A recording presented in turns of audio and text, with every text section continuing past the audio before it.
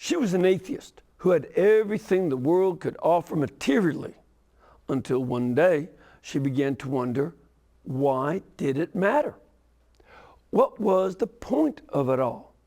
We'll hear about what led her to the Catholic Church tonight, so please stay with us.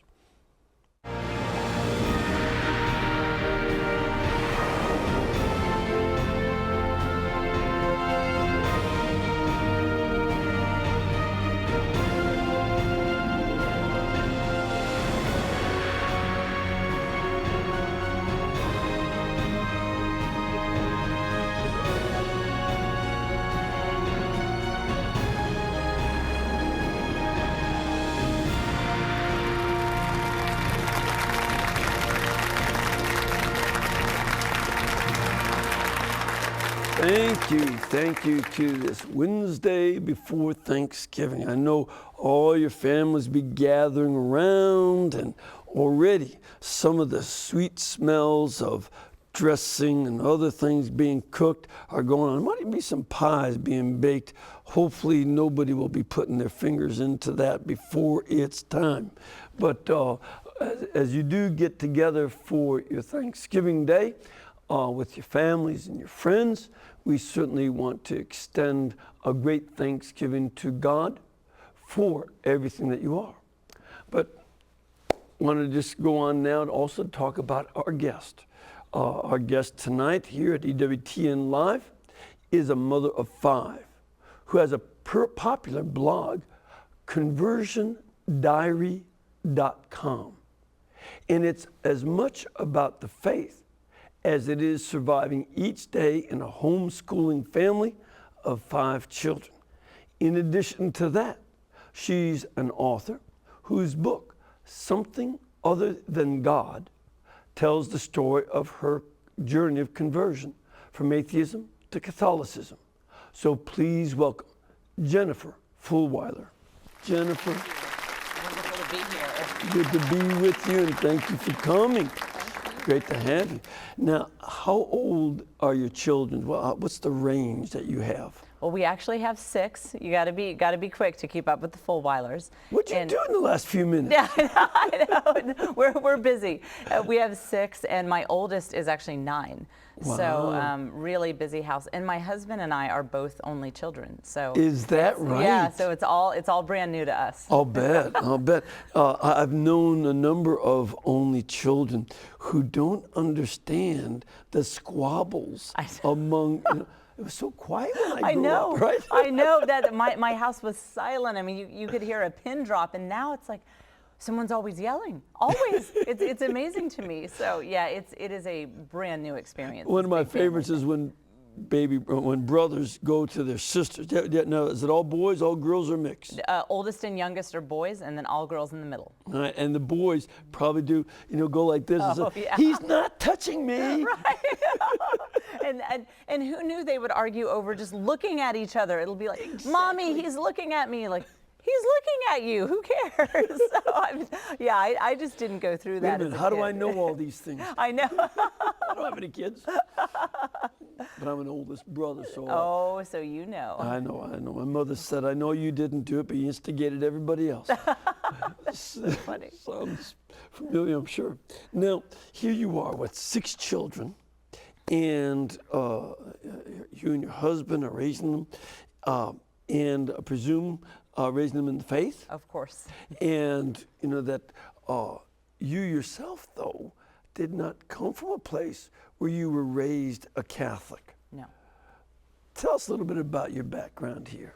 So I was raised in a home, well, first of all, I personally was an atheist as far back as I can remember. Mm-hmm. I really seem to be one of those people who is naturally wired for it.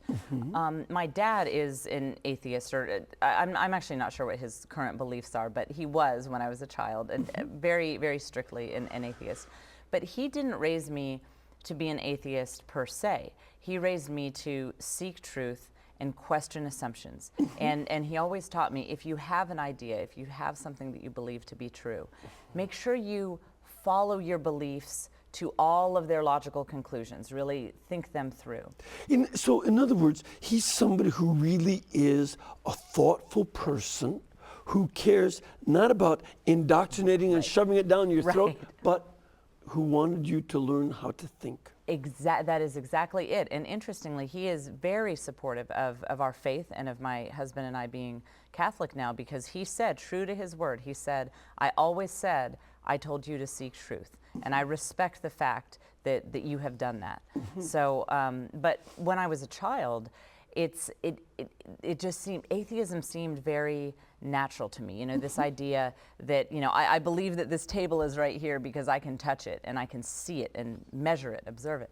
And so that strict atheist materialist view that there could be absolutely nothing if we cannot see, observe, or measure it came very naturally to me. Okay, now that's very interesting.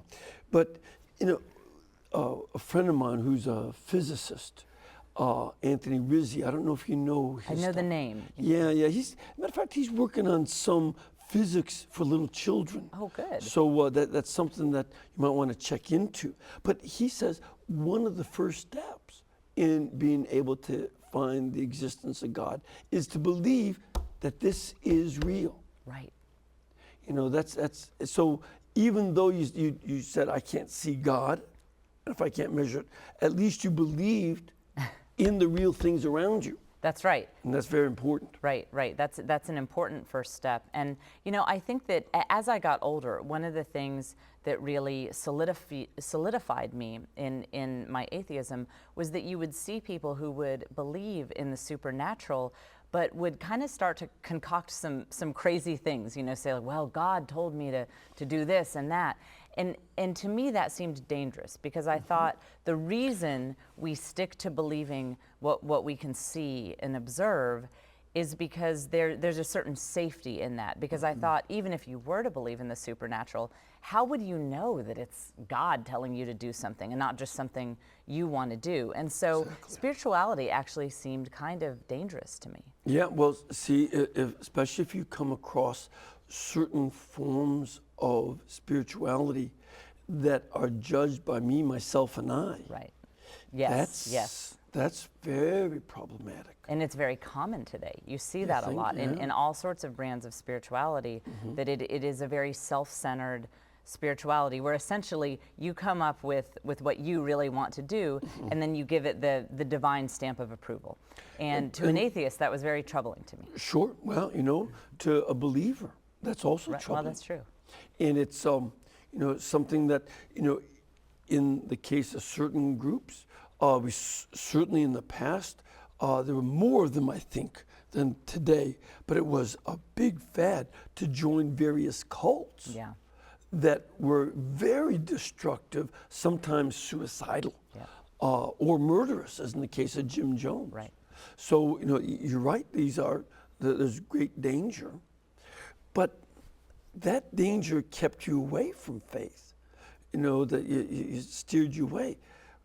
What were the next steps?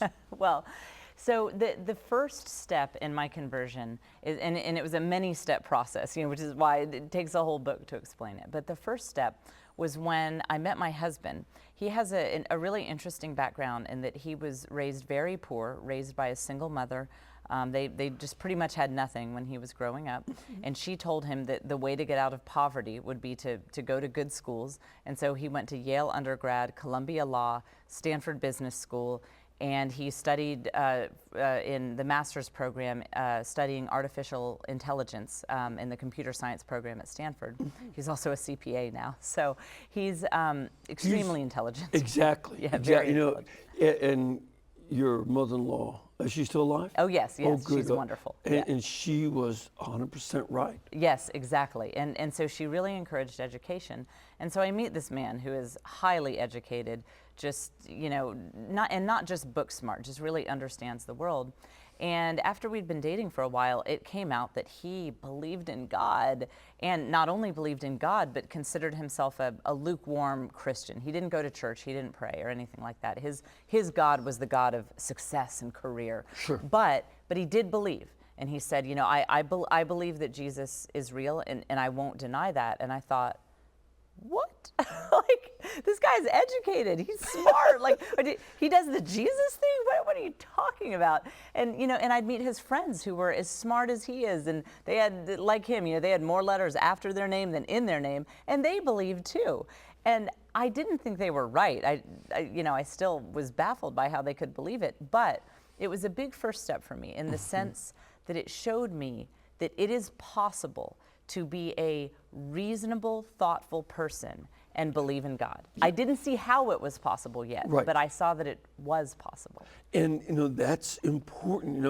I've come across some places and some situations where, matter of fact, when I was in graduate school, one of the other students told me about a preacher who was boasting about how dumb he was.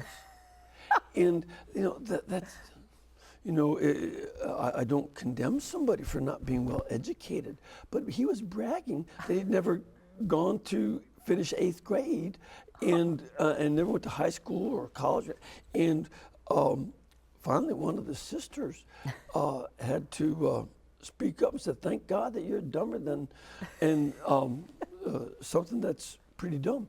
And so, but that's not really our goal. Right. So then what happened?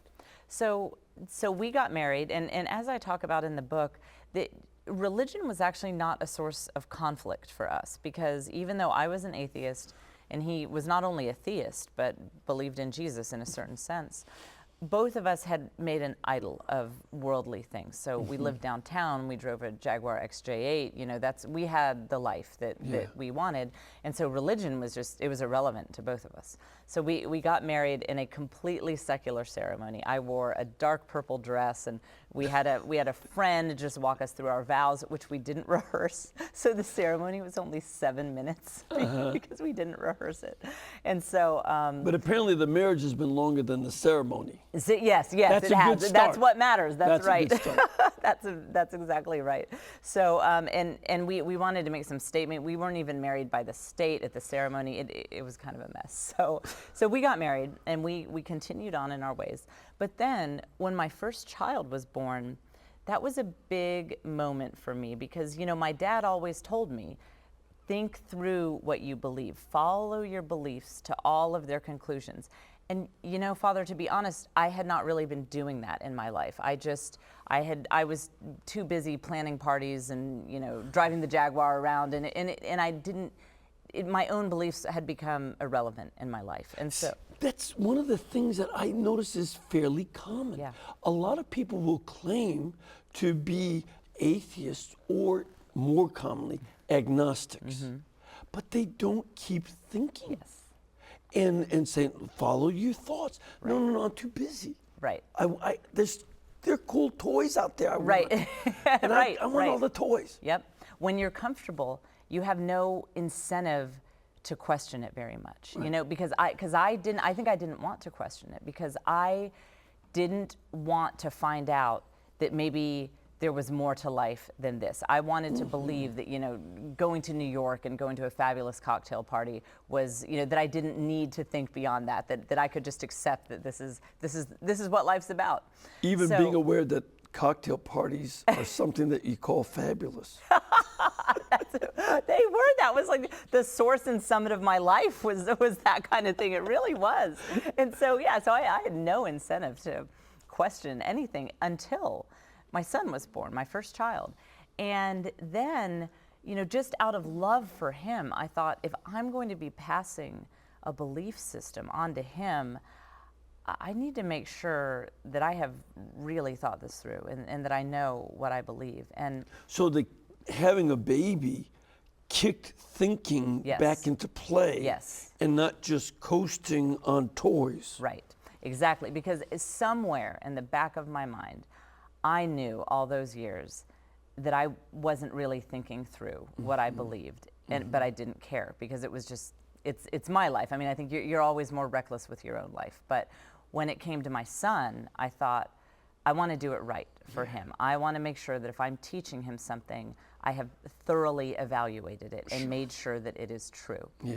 And so when I was holding him, I was a strict atheist materialist. And when I was holding him, I looked at this 2-week-old baby and I thought, what is he in my worldview? And I thought, what a precious little randomly evolved set of chemical reactions that came from nothing and will return to nothing, and like this is nonsense. Like that, it was at that moment that I was like, I don't believe this. And of course, being the overly analytical person that I am, and you'll see all sorts of analysis in the book, I immediately thought, is it that I don't think atheism is true, that he is nothing more than just, chemical reactions?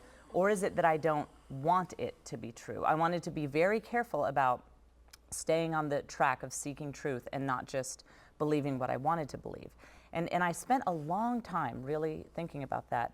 And the more I looked at that baby and the love I felt for him, I thought, I can't prove it in a laboratory, but maybe there are some truths in life that can't be proved scientifically. Yeah. And I came to think that the love that I felt for my child might be one of those truths, that it comes from something outside of the chemical reactions in our brain, that maybe the chemical reactions are the conduit, but the source is something external. And I thought, I can't prove it scientifically, but I believe that it is true.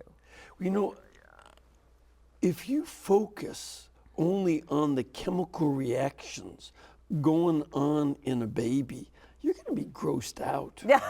That's true. And you can look and see, despite those chemical reactions and the smells coming out all ends, this child is someone I love. Right. And the chemical reactions and my willingness to overcome the grossness of them and ignore that for the sake of that is key. It is. And I was reminded of when I was in college, I hung out with a group of atheists where we once had a discussion about how do we determine value of a human being, because someone a Christian or a theist said, why would you say that a human being is more valuable than, say, this gnat flying around or something? And what we came up with was, we said, human beings are more cognitively complex. We have awareness, we have intelligence, and so that's how you derive value. But then when I remembered that and looked at my baby, I realized that to determine value for any organism, I had essentially set a scale where over here is like not cognitively complex, therefore not valuable. And over here is like intelligent adult human, very, very valuable. But I realized my baby wasn't all the way over here on the scale, because he actually wasn't that cognitively complex. I mean, honestly, adult pigs are actually, I think, more intelligent than newborn babies. And I thought, uh-oh, by my own worldview, an adult pig is more valuable than this baby. And it was that kind of thinking that made me think, I don't think this worldview makes as much sense as I think it did, as I thought it did. And you see, for instance, there are some atheists who still say, no, the theory is right. They're more committed to the theory, and they're willing to say that you can abort a child up through age 6 years, which is not abortion. Yeah. That's what everybody else calls murder. Right. But, that's a position actually held by an atheistic ethicist. Right. So you say, Now, you take that to its logical conclusions. Say, well, that makes sense. Right. It sounds shocking, but it is actually perfectly logical. With it is internally consistent with that worldview. Yes, but you sense something beyond that worldview. Right. In your child.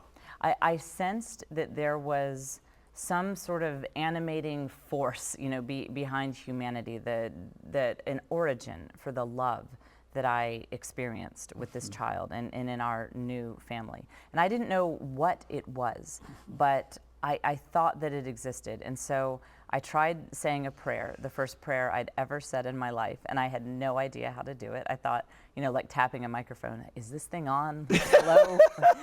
How do you know when you're talking to God? I mean, I don't know.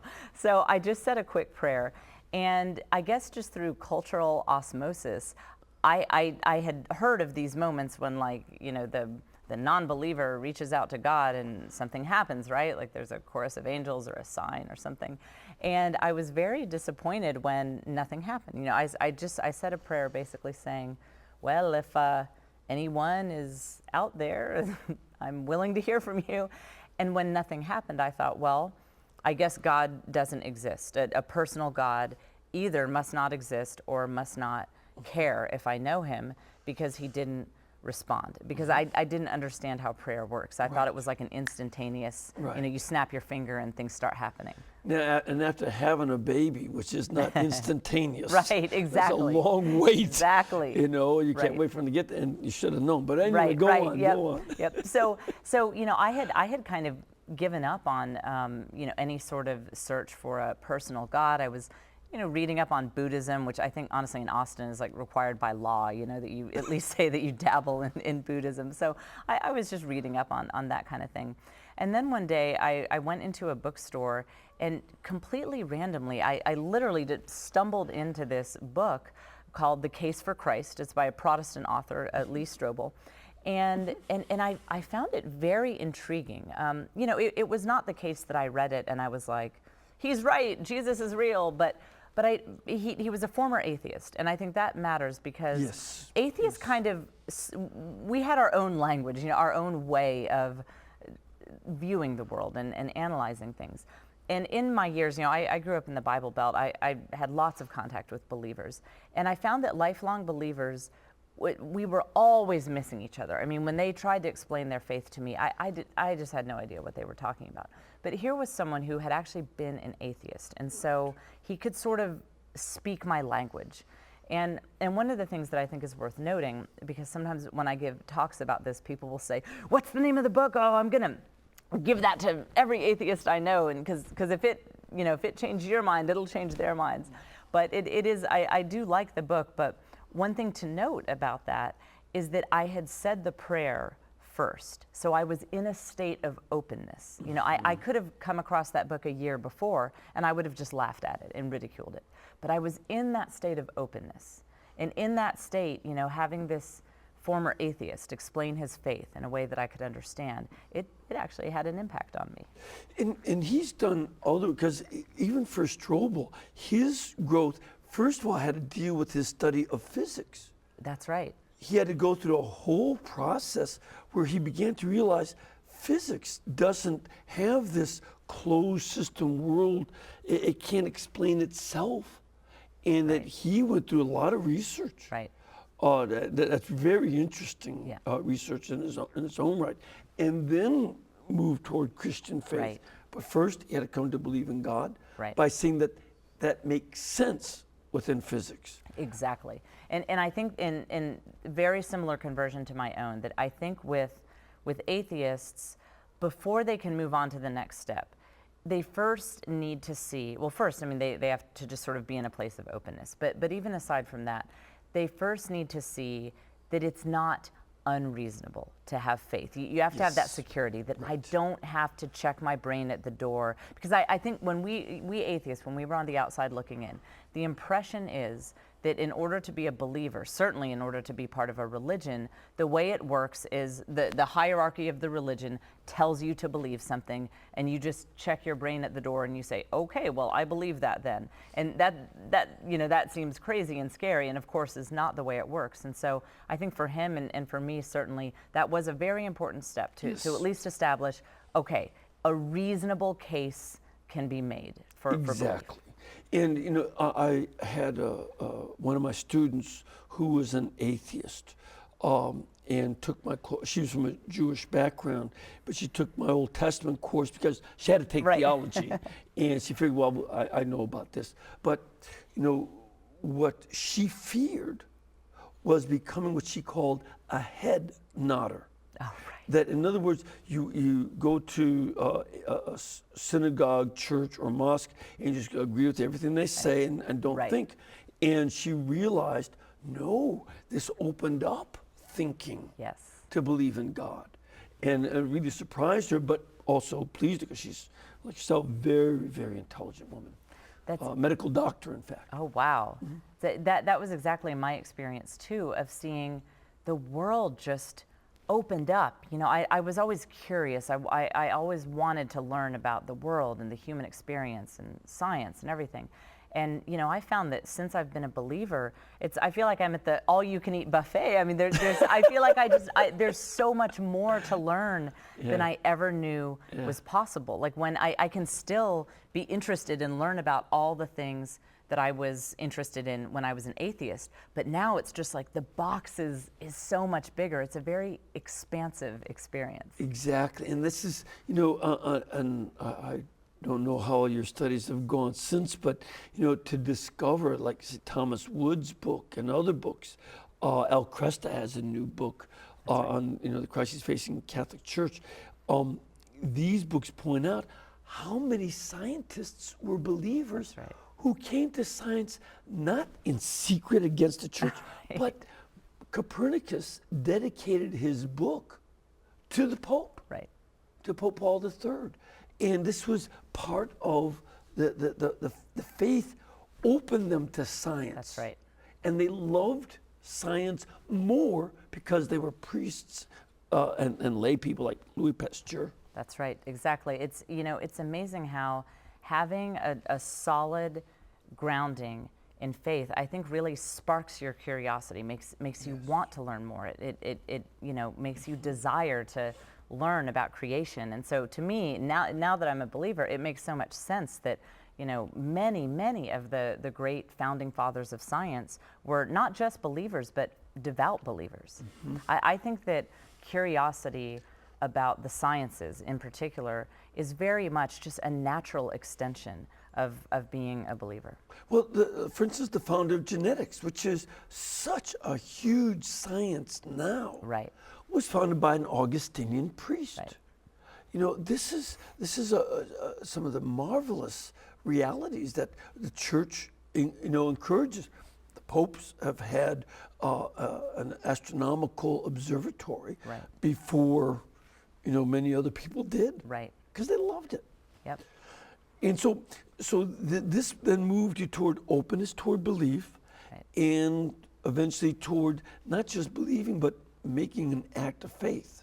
Well, because I became intrigued by the figure of Jesus. I began to think that there was compelling evidence that, at least, that there was something special about him. Because the thing that stood out to me about Strobel's book is that one of his experts pointed out, you know, you see Jewish culture in first century Palestine, that they had all of these really important social and religious traditions, like keeping the Sabbath and animal sacrifice. And they had held to these traditions through unbelievable persecution.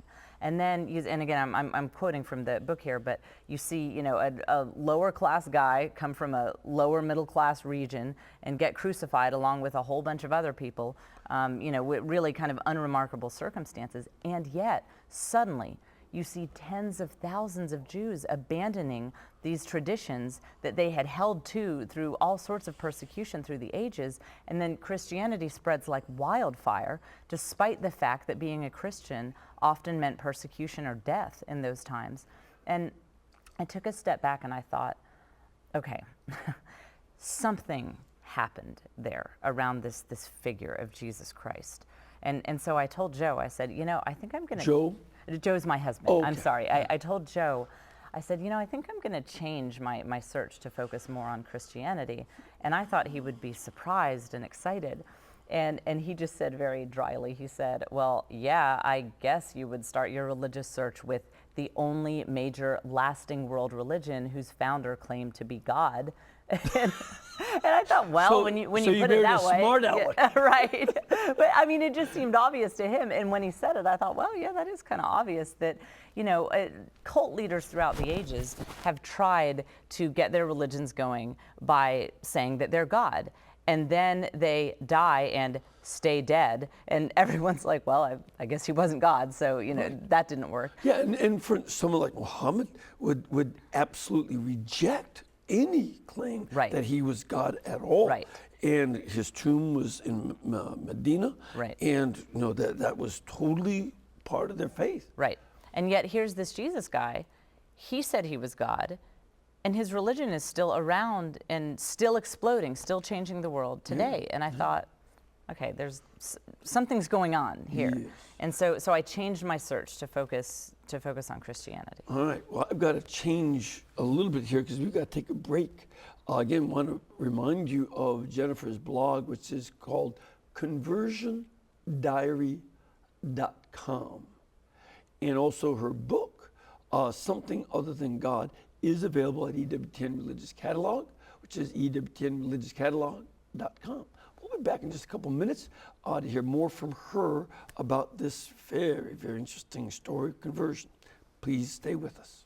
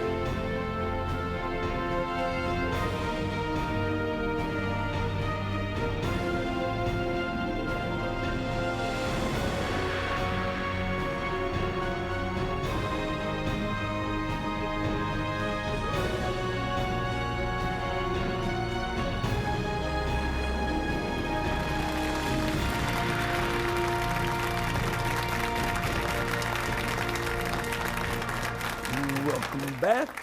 Good to have you all with us on this Wednesday before Thanksgiving. And I know a lot of you are making your own pilgrimage over to Grandma's house, or they're making a pilgrimage to your house because the food's good. Right. But if you do get a chance to come and join us, we'd love to have you make a pilgrimage here to EWTN.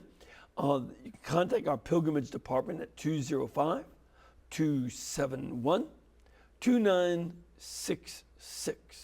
Or you can go to our website, EWTN.com. They'll give you all the information you need about scheduling of masses, programs, tours of the studios, information about places to stay, places to eat. We have some really good places to eat down here. Some fine barbecue. Now, it's not Texas barbecue. Well, that's right. Come on. I don't know if it would meet my approval. But. Well, no, you just have to learn to be more open-minded. Right. Of another conversion on For barbecue. folks who don't know, Texas barbecue is much more beef. That's and right. here it's much more pork. Oh, So interesting. two different Okay, things. okay. But you just learn to love them both. That's right. And that's why it's Golden Rule barbecue. Oh, that's Very religious. right. All right. We're going to take a question from our studio great. audience first, and then we'll also go on with, because it relates to your story. Great. Young man, where are you from? I'm from Ann Arbor, Michigan. Good to have you here. Welcome. Thanks. And are you a student up there? I am. I'm at University of Michigan's dental school. Oh, good for you. I got a name, what's your question?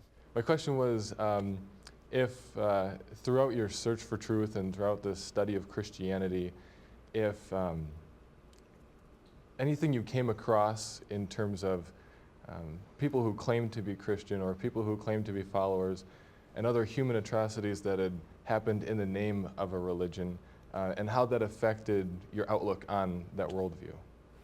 Great question. Yeah, great question. Yeah. It absolutely did. And I think even before the atrocities done in the name of God bothered me, I just had I had the personal experience of, we moved around a lot when I was a child, and being the atheist family, we were always in the Bible Belt for some reason. And I had quite a few experiences of getting a very unwelcoming reaction, and in fact, sometimes a downright hostile reaction. When I was a child, when it would come out that our family didn't go to church, people would say, "Now, where do you guys worship?" And I'd say, like, "Oh, I learned the terminology. I'd say we're still looking for a church home, and you know, when 3 years later we were still looking for a church home, everyone kind of figured it out. Right. And folks don't realize, but in the South, it's not unusual for the real estate agent to ask you, well, where do y'all go to church? That is exactly right. And so there weren't a lot of young atheists in my elementary schools. And I was on the receiving end of a lot of just hate, outright hate and hostility from Christians. And I didn't see them living, I didn't see them transformed by their faith at all, you know. And in fact, the atheists I knew were more generous, you know, more giving, cared more about other people than some of the Christians I saw. And that was one more data point of saying, like, see, I knew this was bunk. I knew it, because I don't see lives transformed here. They're living just like we are in many ways. And so it's the same thing, like with the wars and the atrocities. It's a big data point for atheists to say, you know, you would think that you would see, you know, people acting a little different if God exists.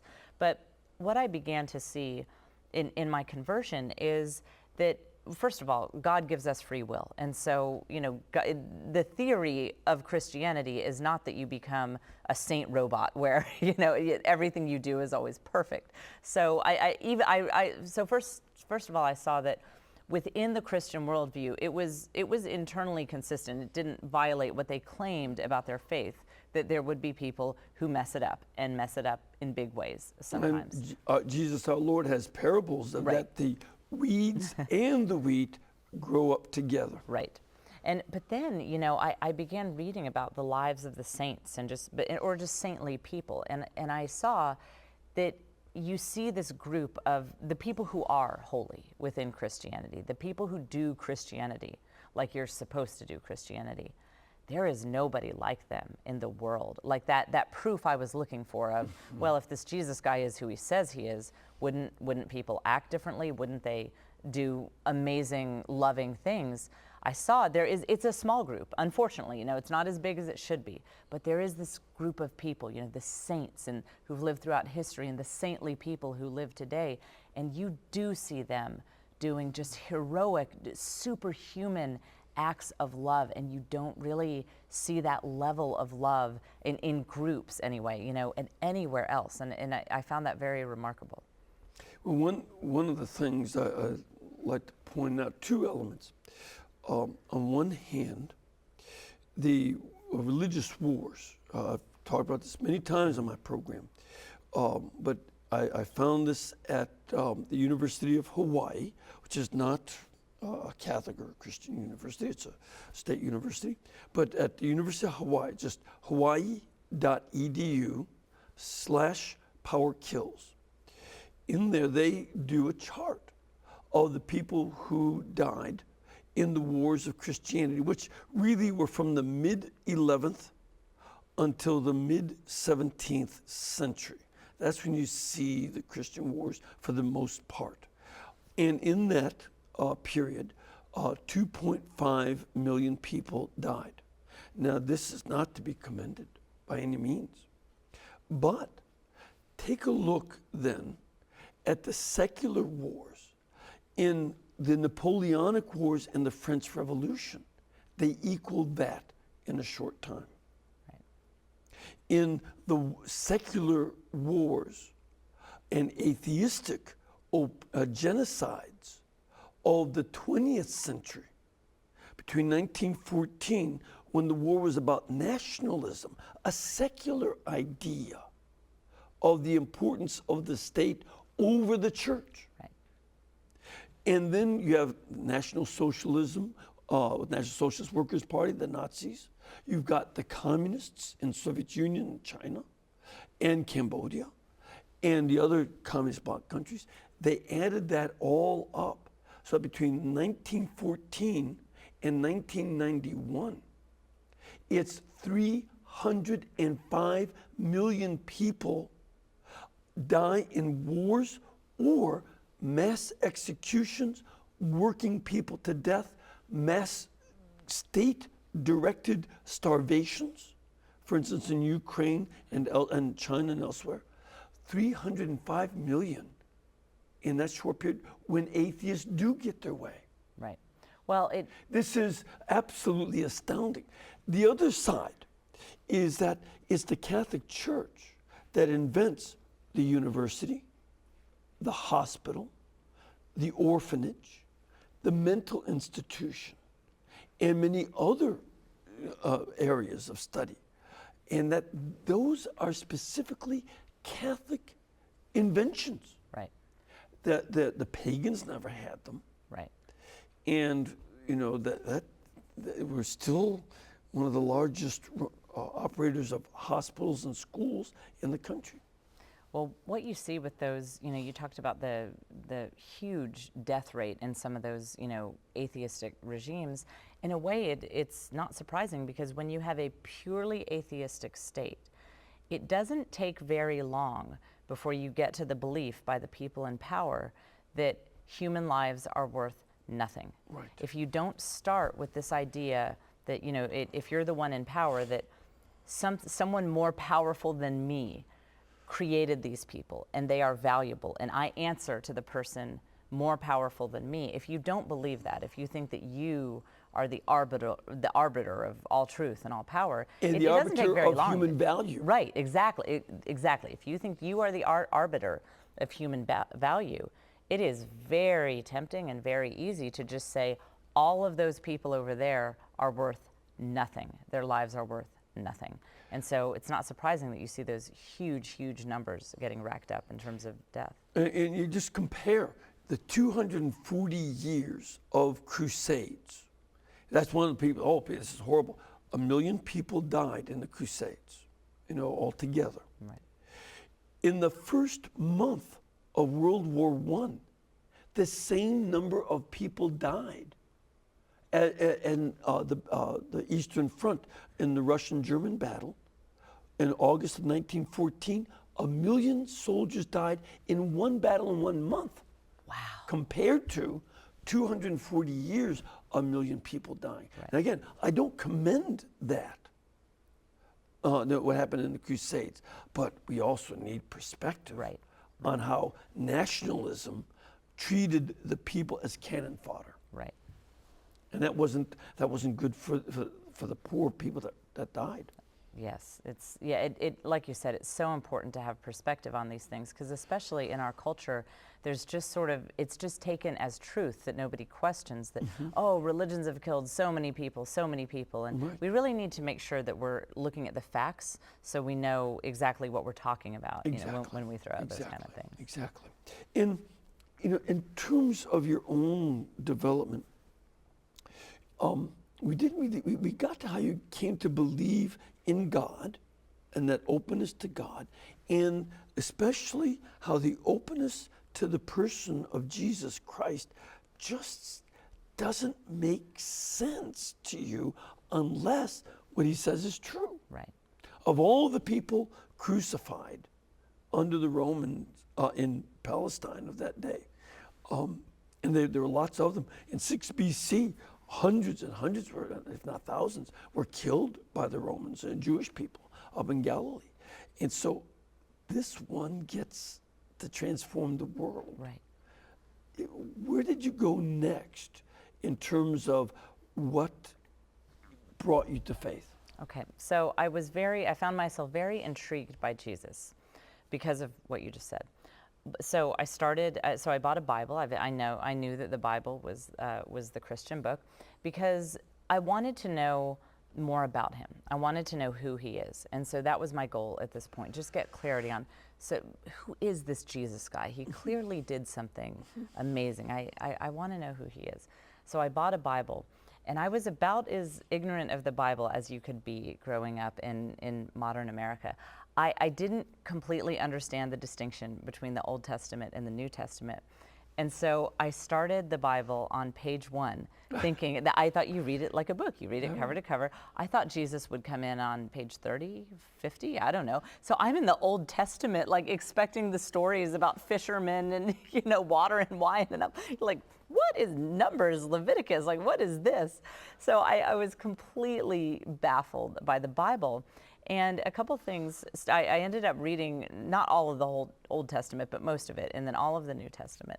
And a couple things stood out to me. One is that I didn't see a clear case for the Christian moral code as I knew it. I knew something about what Christians believed, but I didn't, I mean, I could sort of see how you could get parts of it, but I didn't see it clearly laid out. And I also didn't understand, this question of who Jesus is. You could kind of have different interpretations of some of the stories, and I wasn't clear on how I was supposed to interpret that. And I would go online and look at, different Christian interpretations of various parts of the Bible, and everybody had a different interpretation, and everybody said that their interpretation was right. And so what I saw is that these people were not worshiping the same Jesus. They each sort of took away the Jesus that, felt right to them, made most sense to them, and said, that's who Jesus is. And as someone who didn't know who Jesus is, I said, I need an objective answer, not just your personal take on how you personally interpret the Bible. So very, very quickly, I saw the need for authority. As someone who came to Christianity completely fresh and just picked up a Bible and was trying to find Jesus, it was immediately clear to me that this system, this, me and the Bible all alone system, simply doesn't hold water. It just doesn't work. Yep. So where did that take you? Well, I had started a blog, and which came very naturally to me. I had various websites, and I had actually recruited people who did a great job of defending Christian beliefs in various atheist forums and stuff like that. And later I would find out that all of the people that I recruited, I would email them and say, you did a great job of defending your beliefs. I'd like for you to talk to me. These were people who used reason and knew about the sciences and were very just educated, reasonable, and intelligent. All of them that I had self-identified as being able to just demolish atheist arguments were all Catholic, it turns out, and that was not intentional. So I had these Catholic readers who, unbeknownst to me at the time, were Catholic. And so I went on my blog and I said, I cannot make heads or tails of the Bible. And I also said, this system of, reading the Bible just by yourself to find Jesus, it requires literacy. It requires the printing press. These are things that have not always been widely available. If nothing else, it requires free time to be able to, just read the Old Testament and know how the scriptures work with one another. And I said, guys, this is a mess. Like, this system just doesn't work. And they said that, maybe there's a need for an authority. They gave the analogy of, imagine if the founding fathers of America had just distributed the Constitution to individuals and said, make of this what you will. We need a Supreme Court to guide the interpretation of the Constitution. And so using that analogy, which appealed to me, as a lawyer's wife, they said, what if there's a need for authority? What if when God, how God inspired the writers of the Bible, how he took imperfect people and conveyed perfect truth through them. What if he kept doing that in founding a church? What if he is still doing that to this day in a church that still exists? And I said, that makes a lot of sense. And then they said, that's the Catholic Church. And I said, oh, no, not the Catholics, no. And Joe. In the Bible Belt, you probably did not hear that as one of the options pushed on you. I did not. I had no idea. I had never heard that theory. Right. I did not know it was an option. I only knew the sola scriptura version of Christianity. And so Joe, my husband, he had been raised Baptist and was fairly anti-Catholic, even though he was a lukewarm Christian. I often say that when we got married, the only thing we had in common religion-wise was that we were both anti-Catholic. So he really recoiled at that and said, Catholicism, they have all these pagan influences and they worship Mary, and I mean, you've heard it all. And so he said, we can't go any further with this religious stuff you're doing because these people are Catholic and that's bad. And I said, but what choice do we have? I said, there's something to this Jesus Christ guy. Like, I really think there is. But there is no Christian theory, there is no system of Christianity that makes sense outside of this Catholic Church that claims that it is a divinely guided, living church that speaks truth through imperfect people to all places and all time. I said, I don't want to become Catholic either, but I don't think we have a choice because this is the only theory that is even plausible within Christianity. And eventually, did he, well, you obviously have followed that. Right. Yes, and well, my husband and I both ended up converting because we decided to seek truth together. Because by this time he had become interested. At first, he wasn't particularly interested in my search for truth and my religious quest. But by this time, he was on board, and we agreed. We said, well, let's just figure out what's true, and let's see where it leads us. And so, spoiler alert here in the book, but we did both end up becoming Catholic, which is interesting since when we got married, I was an atheist and he was an anti-Catholic Baptist. Who didn't practice. Right, no, didn't practice his faith.